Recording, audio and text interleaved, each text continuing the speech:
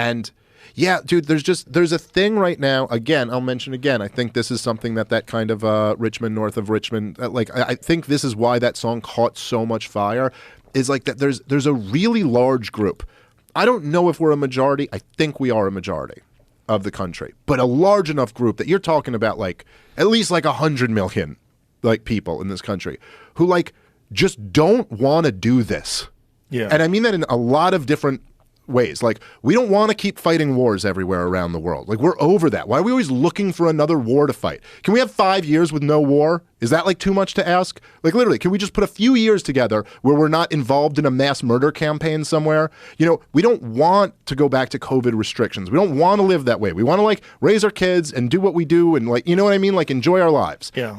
We don't want to like indoctrinate children with this insane gender ideology. You know what I mean? Like, we don't want that. And there's a large percentage of us, and yet it's being forced, you know, like we're being forced to live in this world. And for the most part, I think it's like most of the people in this group just kind of want their freedom.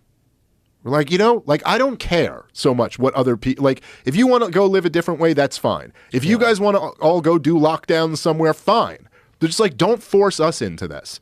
And at least what I think is the positive out of that is that, like, there are a lot of people who are really serious about it. And I think there was something really positive about the Bud Light boycott thing and the Target boycott thing, where it's like, we have to have some mechanism by which we can actually like give a black eye to one of these powerful organizations who are trying to force something onto you that you don't want. Yeah. You know what I mean? And it seems like, oh, that actually maybe kind of worked a little bit. Maybe they will back off with that. You know what I mean? At least in those areas. Well, I think that's what people were trying to do that elected Trump. Yeah. I think that's what they were trying to do. They were trying to say, like, this is different. I don't like what you guys do. This is different. This guy's outside of it. He knows how it runs. Like, yeah, maybe he's got his own problems, but at least he's different. He's different than this thing that you're going to keep doing forever and ever and ever. And man, does he piss you off. Yeah. And he pisses off the people who you're furious at. Right. And he goes, this is a big black eye for you. This is like really like, oh man, the guy who you look so stupid now because you told everyone he couldn't possibly win. We had